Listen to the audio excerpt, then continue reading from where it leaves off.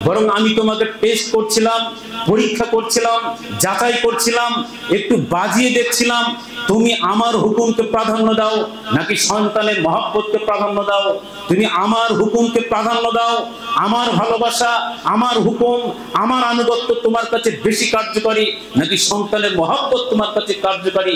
তুমি পরীক্ষায় পাস করেছো, আমাকে সন্তুষ্ট করেছো, অতএব তোমার সন্তান জবের কোনো প্রয়োজন নেই। আমরা যে কোরবানি করছি, এই কুরবানির বিধান কোথা থেকে আসলো? এটা হচ্ছে আমাদের ইব্রাহিম আলাইহিস সালাম নবী ছিলেন, তিনার সুন্নতটাকে আল্লাহ সুবহানাহু ওয়া তাআলা কিয়ামত পর্যন্ত অক্ষুণ্ণ রেখেছেন। অর্থাৎ ইব্রাহিম আলাইহিস সালামকে আল্লাহ সুবহানাহু ওয়া তাআলা পরীক্ষা নিয়েছিলেন। সেই পরীক্ষায় তিনি এমন ভাবে সফল হয়েছিলেন, এমন ভাবে পরীক্ষায় পাশ করেছিলেন যে আল্লাহ সুবহানাহু ওয়া তাআলা সন্তুষ্ট হয়ে ওই পদ্ধতিকে কিয়ামত পর্যন্ত আনে বলে উম্মতে মুহাম্মাদীর জন্য জারি করে দিলেন, একেবারে অক্ষত রেখে দিলেন। ওই সুন্নতের মুসালসাল একটা সিলসিলা রেখে দিলেন। তো ইব্রাহিম আলাইহিস সালামের কুরবানি কি ছিল, এটা সংক্ষিপ্ত আলোচনা করে আমরা কয়েকটি আলোচনা করে খুতবা শেষ করব। ইব্রাহিম আলাইহিস সালাম তিনি ইরাকের ব্যাবিলন শহরে জন্মগ্রহণ করেন। তো সেখান থেকে একদা তিনি কয়েকবার বলা হয়েছে এবং আপনারা ইউটিউব বিভিন্ন জায়গায় শুনেছেন, সফররত অবস্থায় তিনি একটা জায়গাতে যাচ্ছিলেন। যে জায়গাতে যিনি সফর করছিলেন ওই অত্র অঞ্চলে একটি জালেম শাসক ছিল। যখনই কোনো দাম্পত্য অর্থাৎ স্বামী স্ত্রী একসাথে যেত, তখন ওই জালেম শাসকের কুনজর সেই স্বামী স্ত্রী অর্থাৎ ওই মহিলার দিকে পড়তো এবং সে তার ক্ষমতা বলে, বাহুবলে, রাষ্ট্রীয় বলে সে মহিলার সঙ্গে খারাপ ব্যবহার, খারাপ আচরণ এবং জিনা ব্যভিচার করত। তো ইব্রাহিম আলাইহিস সালাম যখন তার স্ত্রী সারাকে নিয়ে যাচ্ছেন, ঠিক অত্র অঞ্চলে যখন প্রবেশ করেছেন, তখন ইব্রাহিম আলাইহিস সালামের অবগতিতে আসে এবং ইনি তার স্ত্রী সারা আলাইহিস সালামকে বললেন যে এখানকার এই ঘটনা, অতএব স্বামী স্ত্রী এখান থেকে পার হওয়া খুব কঠিন ব্যাপার। আমি রাষ্ট্রীয় লোকদেরকে জানাবো যে তুমি আমার বোন, আমরা ভাই বোন হিসেবে পার হয়ে যাব। এখন এখান থেকে নাস্তিকরা প্রশ্ন করে যে তোমাদের নবী ইব্রাহিম আলাইহিস সালাম মিথ্যা কথা বলেছে, কিন্তু সম্মানিত উপস্থিতি বিষয়টি এরকম নয়। কারণ তৎকালীন জামানায় শুধুমাত্র ইব্রাহিম আলাইহিস সালাম এবং সারা আলাইহিস সালাম এই দুজনই ছিলেন মুসলমান এবং আল্লাহর বান্দা। তাহলে এক মুসলিম অপর মুসলিমের ভাই, এই সিস্টেম অনুযায়ী তারা ভাই বোন এইভাবে বোঝাতে চেয়েছিলেন। স্বামী স্ত্রী আবার একদিক দিয়ে ভাই বোন। যেমন যদি এখন আমাদের সমাজেও যেটা হালাল বা বৈধ রয়েছে, মামাতে ভাই, চাচাতো ভাই, ফুফুতে ভাই, বোনের সঙ্গে বিবাহ হয়, নয় না, হালাল না হারাম? হালাল। তাহলে একদিক থেকে তারা ভাই বোন, আবার একদিক থেকে কি স্বামী স্ত্রী। তাহলে এখন মনে করুন কোন একজন কেউ মামাতে ভাইয়ের সঙ্গে ফুফুতে বোনের বিবাহ হয়েছে, হতে পারে। তো মনে করুন এখন কলকাতাতে যাচ্ছে, পুলিশ জিজ্ঞাসা করছে তোমরা কে, তাহলে তারা যদি বলে আমরা স্বামী স্ত্রী, তাহলে এটা ঠিক আছে তো। আবার যদি তারা বলে আমরা ভাই বোন, তাহলে একদিক দিয়ে কিন্তু ঠিক আছে, পূর্বের একটা সম্পর্ক কি ভাই বোন। তো সেই হিসাবে নবীজি বললেন যে আমরা ওই দৃষ্টিকোণ থেকে ভাই বোন, সুতরাং এটা বলেছি তুমি যেন আবার, অর্থাৎ সারা আলাইহিস সালামকে বলছে তুমি যেন আবার বলো না যে আমরা স্বামী স্ত্রী, তাহলে আমি মিথ্যাবাদী প্রমাণ হব এবং তার রোশনালে পড়ব। তো প্ল্যানিং যতই করা হোক না, কোনো একটা পর্যায়ে গিয়ে তখন সেই জালেম শাসকের আন্ডারে যখন পড়ে গেল, তার কুনজর পড়লো এবং তার স্ত্রী সারা আলাইহিস সালামকে ওই শাসক ডাকলেন। ডাকার পর রাজ দরবারে যখন নিয়ে যাওয়া হলো, সে তার সঙ্গে জিনা করতে চাইলেন, খারাপ ব্যবহার করতে চাইলেন। তখন সারা আলাইহিস সালাম বললেন যে ঠিক আছে থামো, আমাকে ওযু করতে দাও, আমি ওযু করবো এবং 2 রাকাত সালাত আদায় করবো। এটা খুব একটা ভাইটাল ব্যাপার, বুঝতে হবে আমাদের। এরকম একটা কঠিন মুহূর্তে তিনি বলছেন যে থামো, ওই জালেম শাসককে বলছে থামো, আমাকে ওযু করতে দাও, 2 রাকাত সালাত আদায় করবো, তারপর যা হয় তাই হবে। এখন তিনি 2 রাকাত সালাত ওযু করলেন, করার পর 2 রাকাত সালাত উত্তম ভাবে আদায় করলেন। করার পর আল্লাহর কাছে 2 হাত তুলে দোয়া করলেন যে আল্লাহ, আমি যদি তোমাকে রব হিসাবে মানি, তোমার নবী ইব্রাহিমকে নবী হিসাবে বিশ্বাস করি, এবং আমি যদি জীবনে কখনো কোনো পরপুরুষের সঙ্গে জিনায় লিপ্ত না হয়ে থাকি, তাহলে অবশ্যই আমার এই দোয়ার বদৌলতে জালেম শাসক থেকে আমাকে নিষ্কৃতি দান করো, আমাকে পরিত্রাণ দাও, আমাকে বাঁচিয়ে নাও, আমাকে নিরাপত্তা দাও। দোয়া করা শেষ হওয়ার আগে আগে জালেম শাসক অজ্ঞান হয়ে পড়ে গেলেন।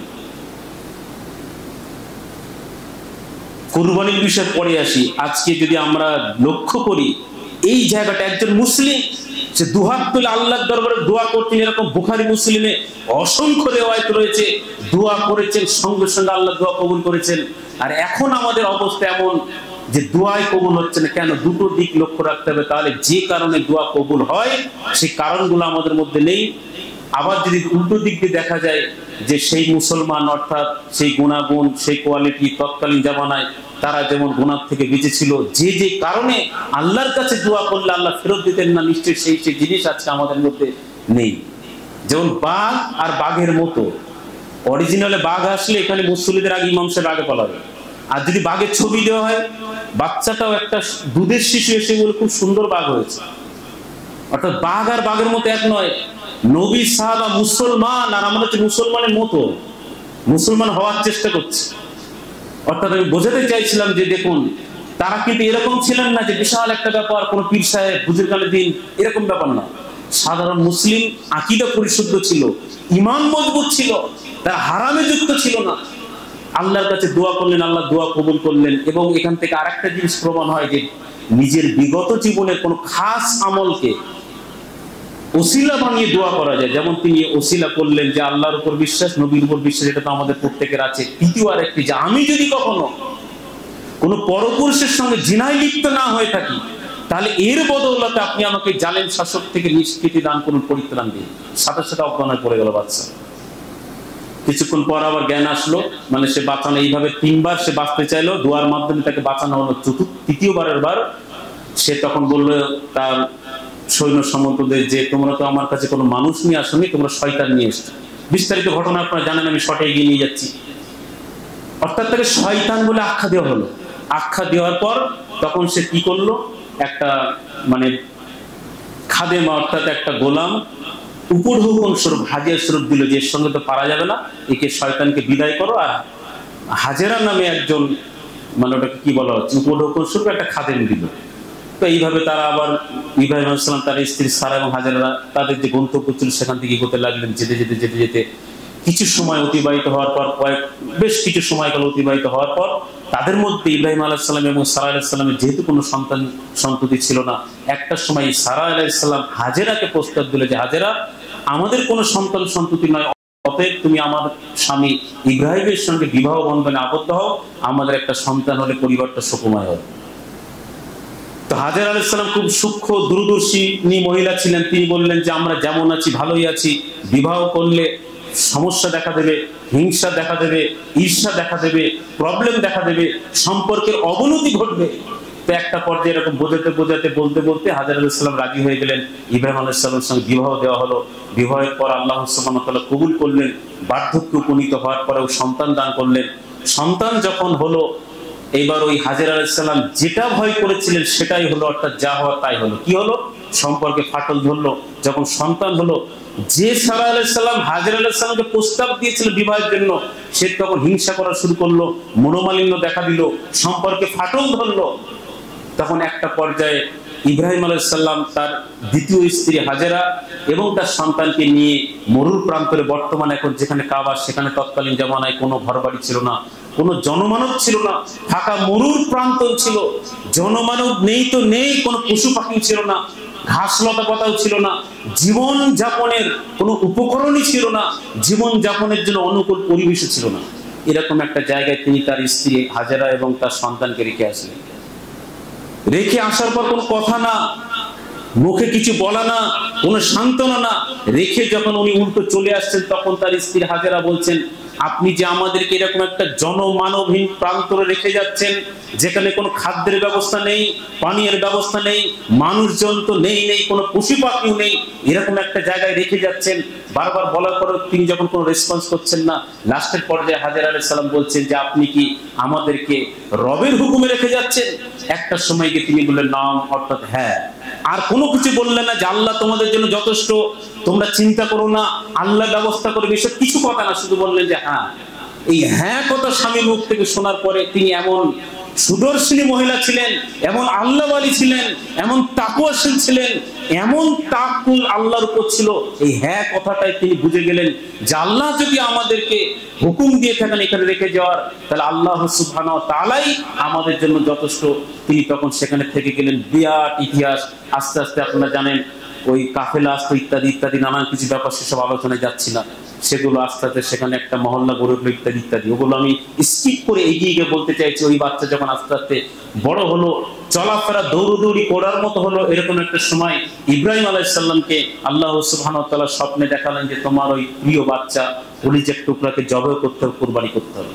এই স্বপ্ন দেখা মাত্র তিনি আবার পথ অতিক্রম করে ওইখানে মরু প্রান্তরে বর্তমান যেখানে কাবা সেখানে আসলেন। আসার পর তার ওই কচি শিশু ওই বাচ্চার কাছে বলছেন যে হে বৎস, হে আমার বেটা, আমি রবের পক্ষ থেকে, আল্লাহর পক্ষ থেকে এরকম স্বপ্ন দেখেছি যে তোমাকে জবাই অর্থাৎ কুরবানি করতে হবে। বাচ্চাকেও মা এমন শিক্ষা দিয়েছে, এটা শোনার পর ভয় পেল না, কান্নাকাটি করলো না, মায়ের কাছে দৌড়ে পালিয়ে চলে গেল না বা বাঁচার চেষ্টা করলো না। সে বাচ্চা এমন আল্লাহওয়ালা ছিল, মায়ের শিক্ষা এমন ছিল। ওই বাচ্চা তখন বলছে রব, হে আমার পিতা, রবের হুকুম, আল্লাহর হুকুম যদি এটা হয়ে থাকে তাহলে আপনি আমাকে সবরকারীর মধ্যে আপনি আমাকে পাবেন, অতএব আপনি আপনার স্বপ্ন বাস্তবায়ন করুন, আল্লাহর হুকুম পালন করুন।